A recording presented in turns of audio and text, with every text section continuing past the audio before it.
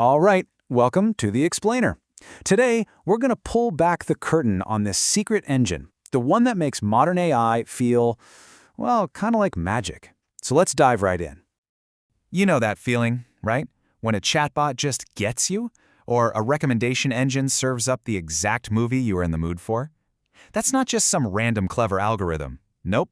There's a specific kind of digital brain working behind the scenes.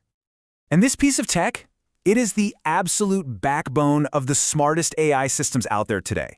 It really is the secret weapon that lets them search and understand and connect information in a way that feels, well, incredibly human. So, what is this powerful, totally unseen engine? Well, that is exactly what we're here to break down for you. Okay, so here's the game plan. First, we'll introduce this unseen engine. Then, we'll get into why it's so different from the old way of searching. After that, we'll peek under the hood to see how it works, check out how it's powering today's AI, and finally, look at what's coming next. All right, so this secret weapon we've been hyping up, it's called a vector database. And trust me, it's a term you're going to be hearing a lot more, and for a really good reason. So here's the core idea, and it's a big one. Instead of storing, the actual words AI is the future, a vector database stores this long list of numbers. They call it a vector, that actually represents the meaning of that sentence. This is how it gets context and relationships. It's not just looking for keywords. So why is this jump from simple words to these complex numbers such a big deal? Well, it's because it opens up a completely new way to search for things. It solves this huge, fundamental problem that has, honestly, held computers back for decades. And this slide just nails the difference.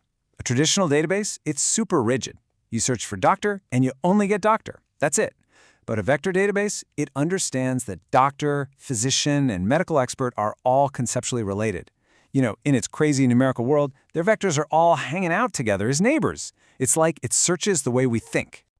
And the impact of this? Oh, it's huge. This is what lets an AI sift through 1 million legal documents looking for a concept, not just a specific word. It's how your streaming service can recommend a movie with a similar vibe or tone. And it is absolutely crucial for chatbots that need to understand the intent behind what you're asking. All right, let's pop the hood and get a little technical. How in the world does a computer turn text or even a picture into pure numerical meaning? Well, it all happens in 3 key stages. Okay, so first up is data embedding. An AI model, like a super smart reader, takes the data, say the sentence, "the quick brown fox," and turns it into one of those numerical vectors. Then comes step 2. Indexing. The database takes all these vectors and organizes them in this really special way. Think of it like creating a super efficient map so they can be found in a flash. And finally, you have the similarity search. When you ask a question, your question also gets turned into a vector. The database then uses its map to find the vectors and, by extension, the concepts that are its closest neighbors. Pretty cool, right?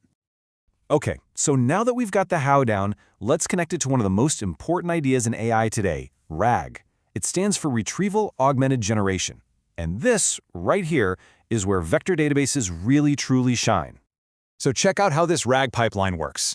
Imagine you dump all of your company's internal documents into a vector database. Now, when you ask a question, the system doesn't just make a wild guess. Nope. First, it uses that slick vector search to pull out the most relevant paragraphs from your documents.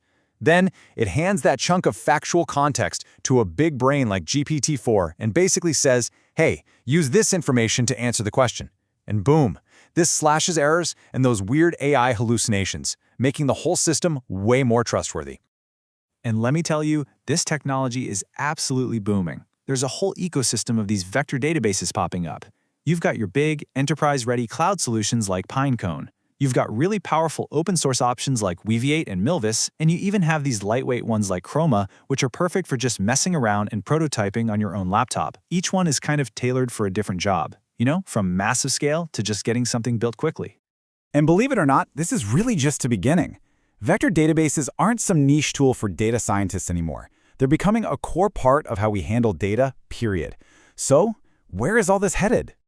The future is all about building databases that don't just store data, but that genuinely understand it. I mean, imagine searching with an image to find a piece of text and a snippet of audio that all share the same conceptual meaning. That's where we're headed. We're moving towards this world of multimodal search, where these systems can reason across all different types of data. just seamlessly. So the big takeaway here is this. Vector databases are fundamentally changing our relationship with information. They are the engines that are finally letting AI bridge the gap between our complex, messy human world and the clean, structured logic of a computer.